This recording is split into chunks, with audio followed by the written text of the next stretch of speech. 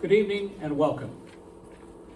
America's preeminent historian, David McCullough, wrote, quote, "Music is a part of our history.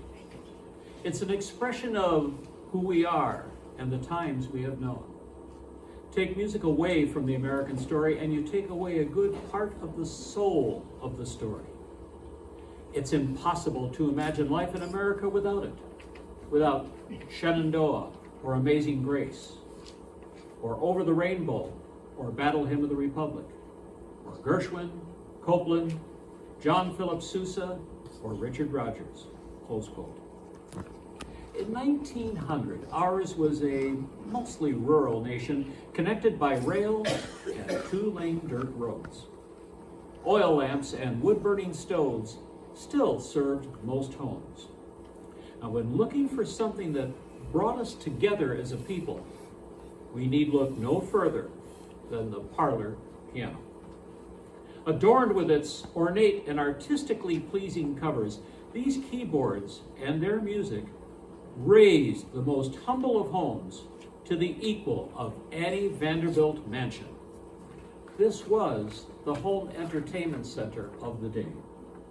Now, using the resources of the Eagle Historical Society, we will focus on sheet music to find out how it connected us as a people to our times and to our story. If you want to tell a good story, you should start in the middle. So we'll skip the early 1830s settlement years of Eagle and go right to 1900. In 1900, the national mood was upbeat and expansive as Oklahoma Territory opened to settlement, and a young American journalist named Nellie Bly circled the world in record time, just 72 days, beating Jules Verne's 80-day benchmark by 8 days. America had become the greatest industrialized nation on earth. It was the time of the skyscraper, an all-new American innovation. It was the time of Thomas Edison, Alexander Graham Bell, Admiral Dewey, and the rise of the irrepressible Theodore Roosevelt. While all this was going on, here in Eagle, Wisconsin, our population was 744 people and 2,000 sheep. It was fast becoming a market crossroads where agriculture met with growing small-town life. There was a newspaper, several general stores, blacksmith and wagon shops, taverns, inns, and a hotel. Bells in town marked the end of the school day and the start of Sunday worship. The newly arrived railroad guaranteed that manufactured goods could come in and local farm produce could be carried out. You know, you could stand in any spot and smell home cooking mixing with the aroma of fresh paint and lumber. It was new, it was growing, and it was exciting. You know, on a warm summer's evening, you could stand in any spot in the village and hear the sound of a parlor piano gently floating down the street. And what would you hear in 1900?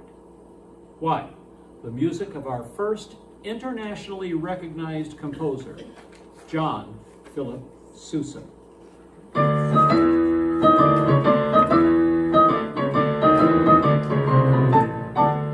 Frank Simon, who was Sousa's first trumpet in his later years, said that when he was growing up that, quote, "You could not get halfway down the street without hearing a Sousa melody come pouring out of every open window," close quote. His composition, The Washington Post, was adopted as a new dance step known as the two-step. When embraced by the national dancing masters, it replaced the waltz as our leading dance step. It became synonymous with Mr. Sousa's popular march, so much so that folks just simply called out, "Play a Washington Post." Sousa's music was transcribed for piano, zither, orchestra, and concert band. Sousa publisher Harry Coleman paid Sousa $35 for the publishing rights. He sold millions of copies and became rich. With his proceeds, Coleman built 2 instrument manufacturing plants. Mr. Sousa never did say what he did with the $35.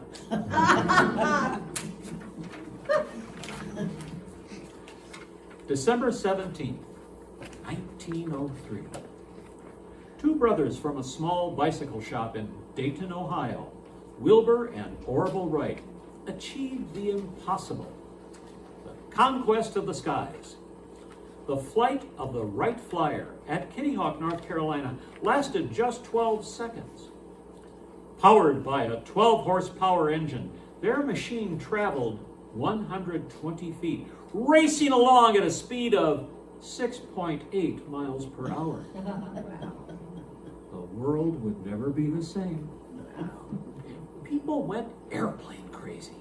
Homemade aircraft went hopping from one cow pasture to another. Remember, there are no airports. The U.S. Army bought one. And Theodore Roosevelt was the first president to fly in an airplane. While most folks had never seen a real flying machine, pilots in their flimsy canvas and wood aircraft were romanticized in story and song. Come, Josephine, in My Flying Machine was composed just 7 years after that historic first flight, and the song took the country by storm. Composers Fred Fisher and Alfred Bryan celebrated the daring feats of this new breed of intrepid pioneers of the air. We're going to listen to one of the original recordings first. Oh, say, let us fly, dear. Where, kid? To the sky, dear. Oh, you flying machine. Jump in, Miss Josephine. Ahoy! Oh, joy, what a feeling. Feel so through the ceiling, oh, high. Hoopla, we fly to the sky so high. Come, Josephine, in my flying machine, going up. She goes up, she goes. Balance yourself like a bird on a beam in the air. She goes, there she goes. Up, up, a little bit higher. Oh my, the moon is on fire. Come, Josephine, in my flying machine, going up. All on goodbye. Now we're going to sing. I'm going to sing the start of it, and look in your program. You see where the chorus is? Come, Josephine, in my flying machine. You all see that? All right, I'll bring you in there, and let's lift our voice in song, see if we can get as high as that aeroplane roaring along at 12 miles an hour.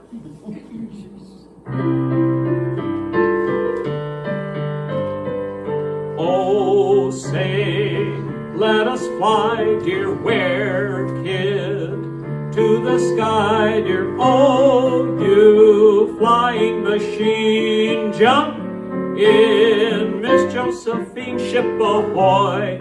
Oh, joy, what a feeling, where, boy, in a ceiling, ho, high, hoopla, we fly to the sky, so high. Come, Josephine, in my flying machine, as we up she goes, up she goes. Balance yourself like a bird on a beam in the air. She goes, there she goes, up, up, a little bit higher. Oh my, the moon is on fire. Come, Josephine, in my flying machine, hurry up, all on goodbye. Not bad, but I think we can do a little better. Let's try the chorus again. Come, Josephine, in my flying machine, going up she goes, up she goes. Balance herself like a bird on a beam in the air. She goes, there she goes, up, up.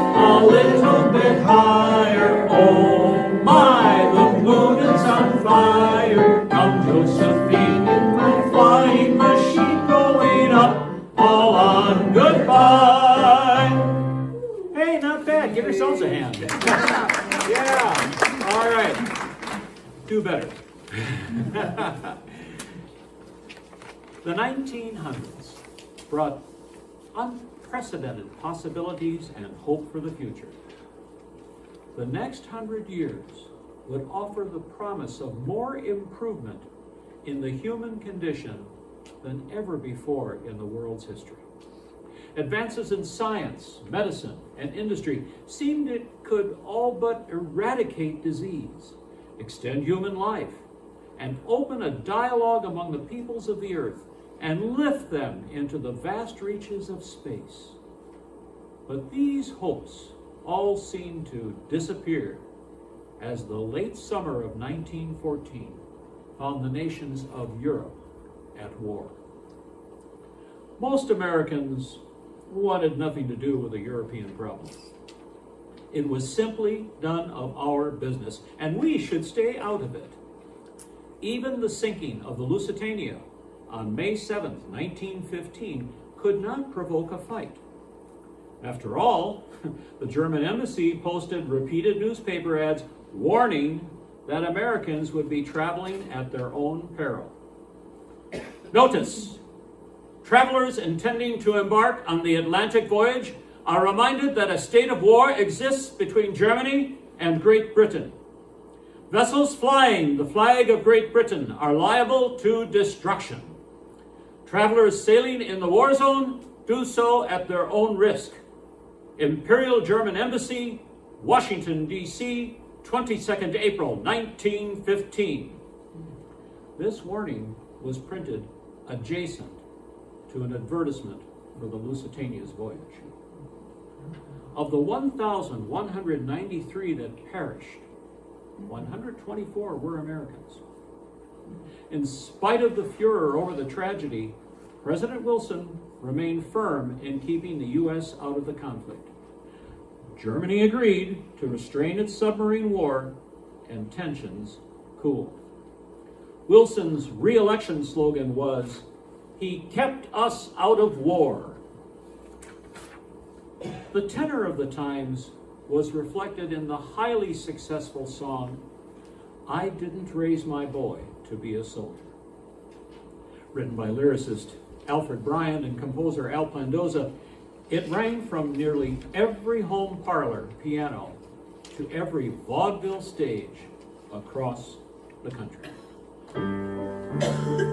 Join me on the chorus again. 10 million soldiers to the war have gone, who may never return again. 10 million mothers' hearts must break for the ones who died in vain.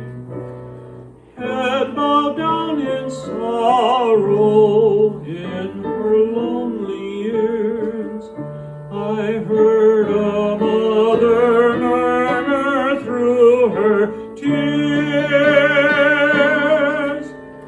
I didn't raise my boy to be a soldier, I brought him up to be my pride and joy. Who dares to place a musket on his shoulder to shoot some other mother's darling boy? Let nations arbitrate their future troubles. It's time to lay the sword and gun away. There'd be no war today if mothers all would say, I didn't raise my boy to be a soldier. In keeping us out of the conflict, Wilson kept his promise to the American people. But then on March 1st, 1917, Americans learned of a German plan to have Mexico declare war on the United States. It was known as the Zimmerman Telegram, a plot to have Germany aid Mexico in recapturing all of the lands it lost in the 1846 Mexican-American War. This plus the Kaiser's announcement that he was to shortly resume unrestricted submarine warfare brought the U.S. into the conflict. On April 6, 1917, the United States entered what was known then simply as the World War. President Wilson made our aims simple and clear. Our entry was to, quote, make the world safe for democracy.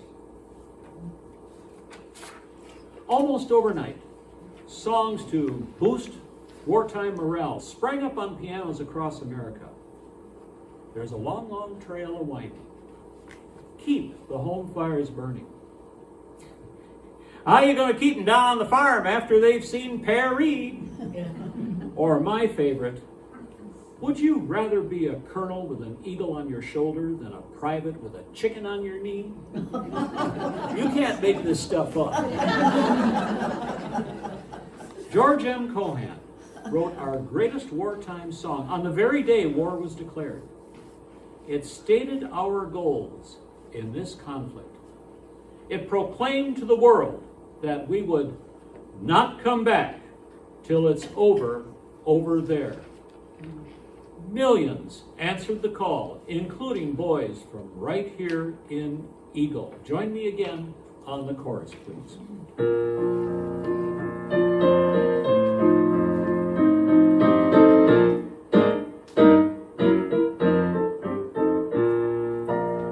Johnny, get your gun, get your gun, get your gun. Take it on the run, on the run, on the run. Hear them calling you and me, every son of liberty.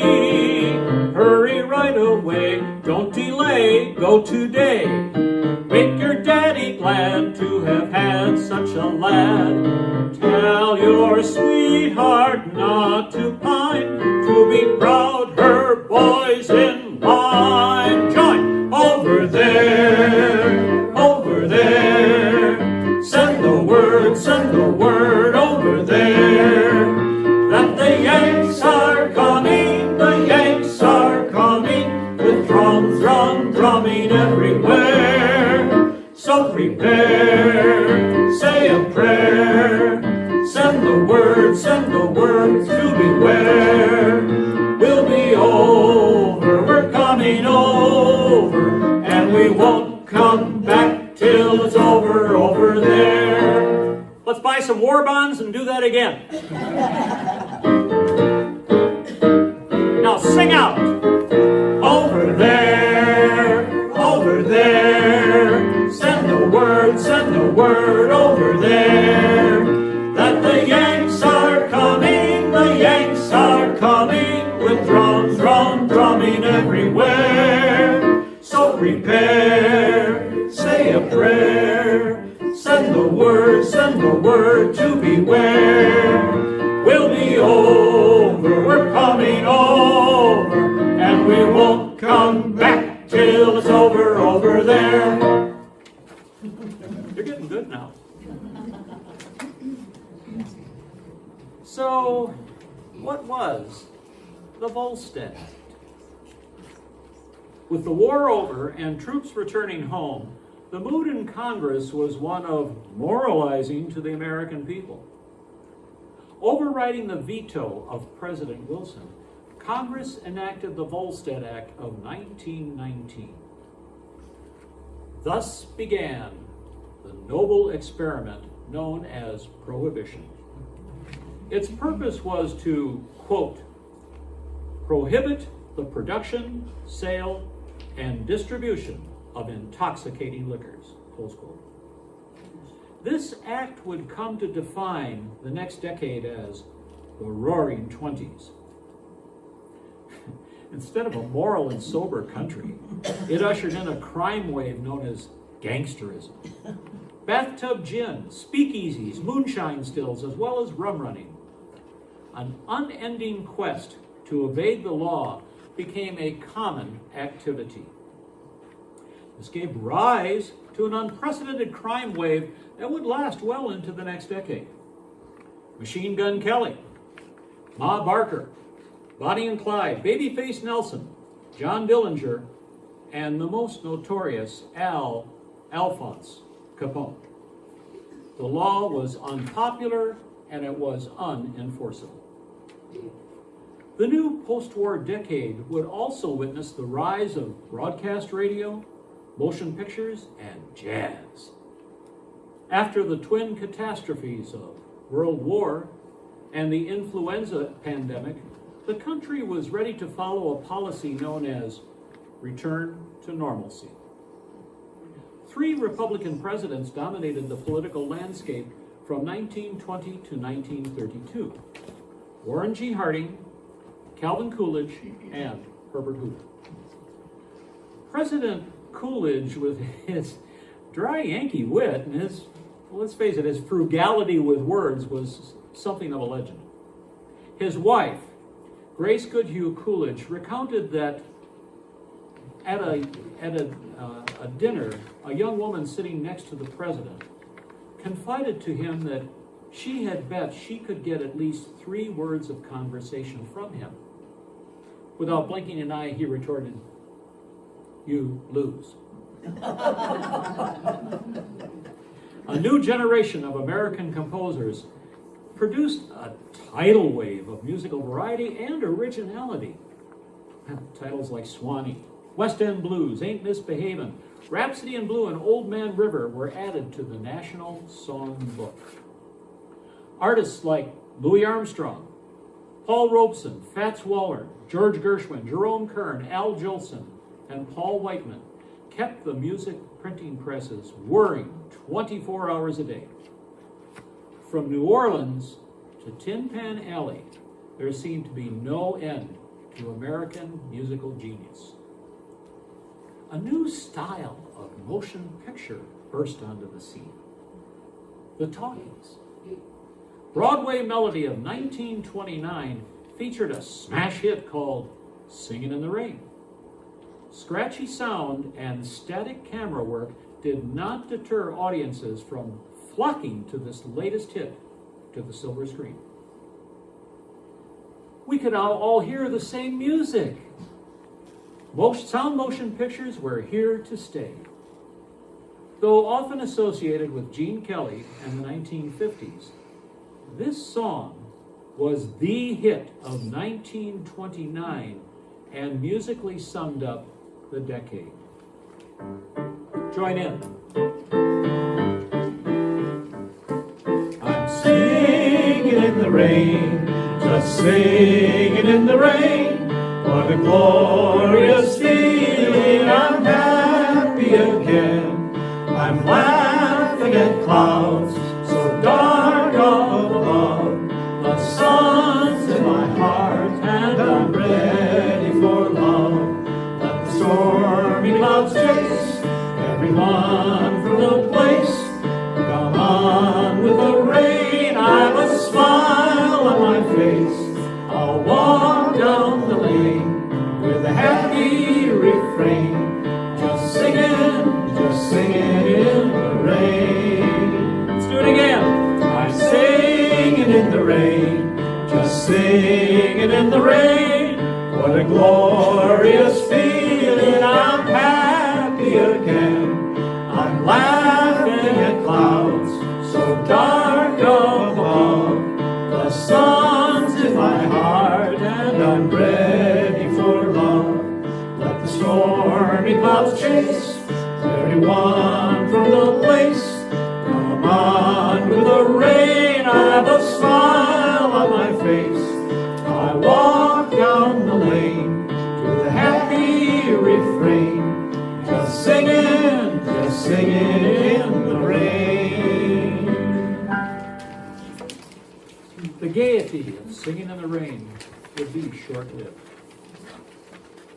In a year, the clock on national prosperity would run out.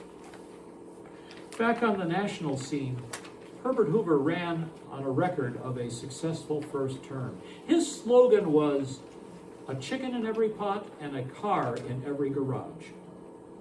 No one, not the least of which Hoover himself, saw the approaching danger. It came on October 29th, 1929. It would be forever known as Black Thursday, the stock market crash. Thus began the Great Depression. President Hoover felt helpless to stem the tide of unemployment and economic collapse. Now, arriving at virtually the same time was a severe drought, accompanied by high winds that literally blew away our western farmlands. This agricultural catastrophe led to crop destruction and monumental mortgage failure. It was known as the Dust Bowl. Overnight, farmers that had worked the land for generations found themselves dispossessed. People took to the roads, living out of beat-up cars and ancient farm trucks, looking for work. Author John Steinbeck wrote, quote, "At night, mothers in the truck camps could be heard weeping bitterly that they could not feed their kids that day, let alone put shoes on their feet or clothing on their backs." The same men who had fought to victory in 1918 now faced a two-headed enemy, far more savage than any they found in France: poverty and unemployment. Bread lines, soup kitchens, railroad hobos, and shantytowns dominated the times. Our people were overwhelmed with despair and hopelessness. New leadership came in March of 1933 with President Franklin Delano Roosevelt. His campaign song, "Happy Days Are Here Again," heralded a change from depression to prosperity. One of his first acts was to repeal prohibition. On March 22nd, 1933, President Roosevelt signed the Cullen-Harrison Act. Or as Roosevelt chimed, "What this nation needs is a good stiff drink." The NRA, that's National Recovery Act. The WPA, Work Progress Association. The Civilian Conservation Corps, the Tennessee Valley Authority, and Social Security were just a few of what was known as the alphabet soup programs designed for national relief. With his famous fireside chats, he brought renewed hope to all Americans. By the end of the decade, most Americans were back to work as the national mood turned around. Sales of records, radios, and sheet music achieved highs never before imagined. It was the time of swing music. Benny Goodman, Tommy Dorsey, Harry James, and Glenn Miller. The jitterbug was the king of the dance floor.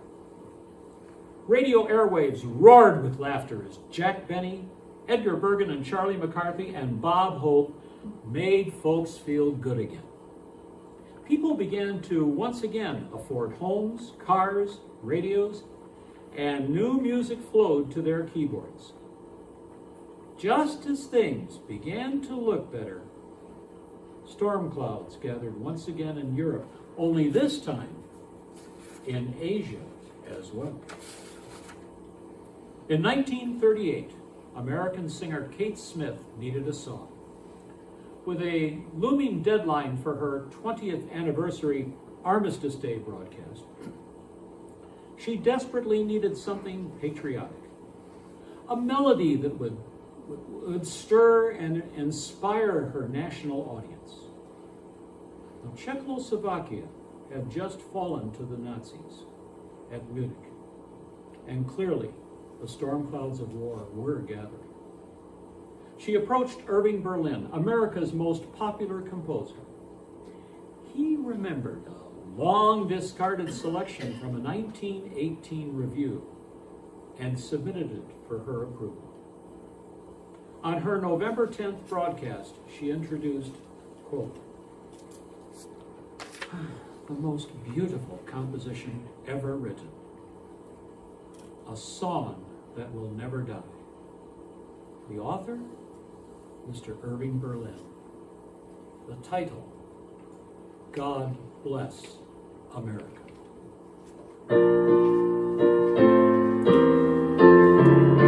Join me on the chorus again.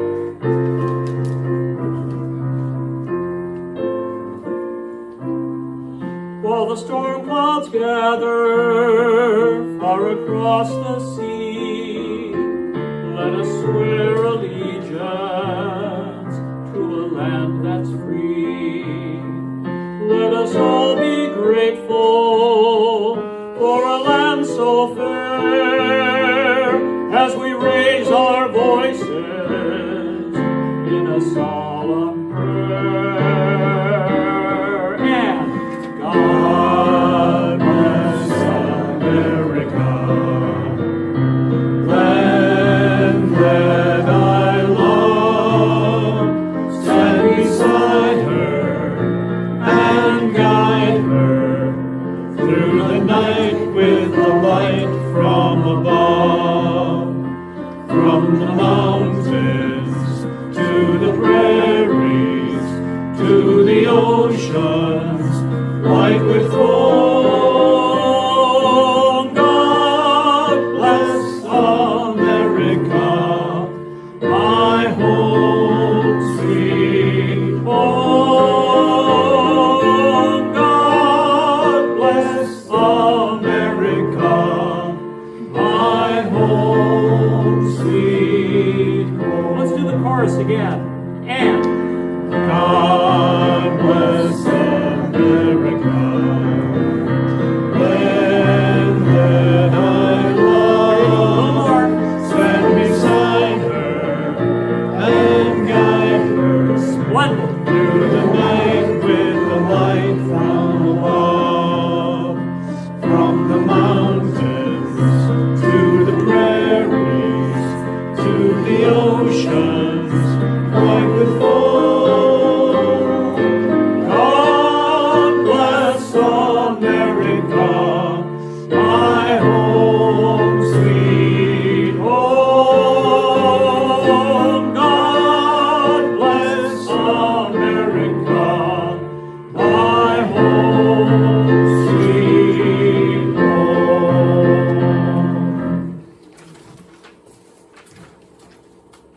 By 1942, with the Second World War raging, more than 1 million Americans were serving overseas in 65 parts of the world.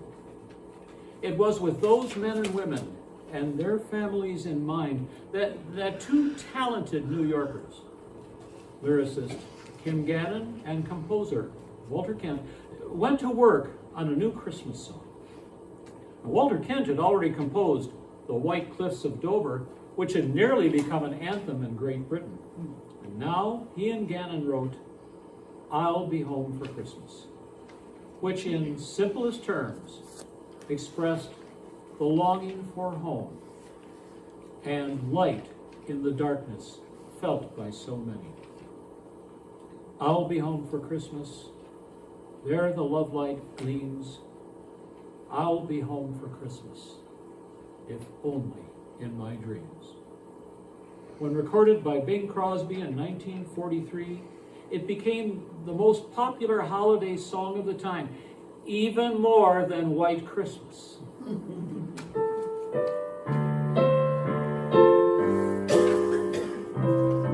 Join me. I'll be home for Christmas. You can count on me. Please have snow and mist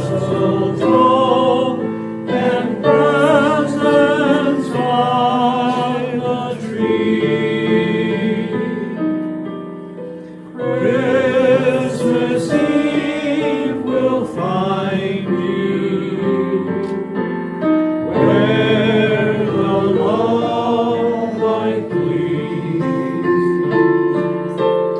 I'll be home for Christmas, if only in my dreams. Let's turn it around and do it again. Here we go. Sing it out. I'll be home for Christmas. You can count on me. Please have snow and mistletoe and presents by the tree. Christmas Eve will find you where the love light gleams. I'll be home for Christmas, if only in my dreams.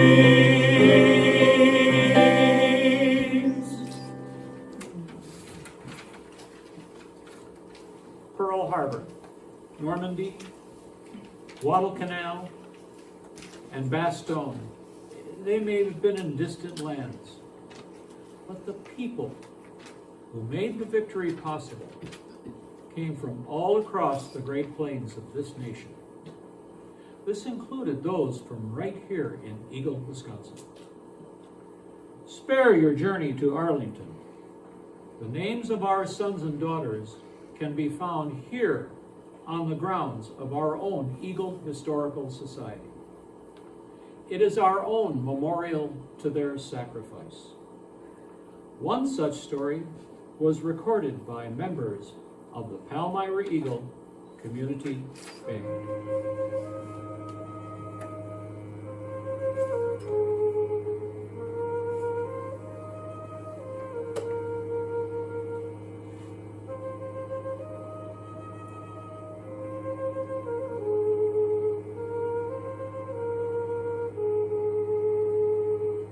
The hometown newspaper, the Eagle Quill, always published letters from local boys serving overseas. One such letter came from Corporal Francis Splector. Dear Dad, thanks for taking care of my insurance and bees for me. I haven't forgotten you. I will never do that. Please don't worry about me, Dad. I'll take care of myself and will write as often as I can. I hope we can settle this war once and for all, and settle it fast. Maybe by next spring it will all be over. Old Hitler is feeling the effects of our planes and men right now, and he's going to see a lot more of them before it's over. Well, Dad, I won't be able to see you for a while. Remember, I am always thinking of you. And I'll be back. Don't worry. May God bless and keep you always. Love, Francis.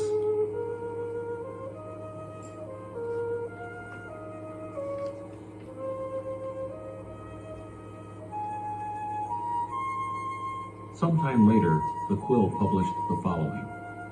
Corporal Francis Splector was remembered in a memorial mass at St. Teresa's Church on Friday. He died while his plane was on a bombing run over Germany on October 17, 1944.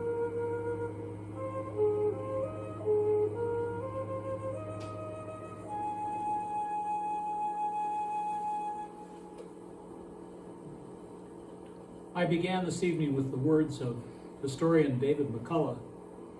I'd like to close with them. Quote, "History isn't just dry dates and statistics. History is human. History can be a great source of strength, an affirmation, an aid to navigation, especially in dark and dangerous times. and the words and the music we love that have stood the test of time mean much more when we know their story. Close quote. The staff and volunteers of Eagle Historical Society invite you to come and visit our beloved museum to learn much more about who we were, who we are, and who we can be. Well, I want to thank you all for coming out tonight, and in closing, I would like to say that today is International Women's Day. This program could not have been possible without the remarkable talents of these four women. Lori Heidenreich, Nancy Campbell, Gina Neist, and the one who was our light and our inspiration, Elaine Androwski. Ladies, please stand.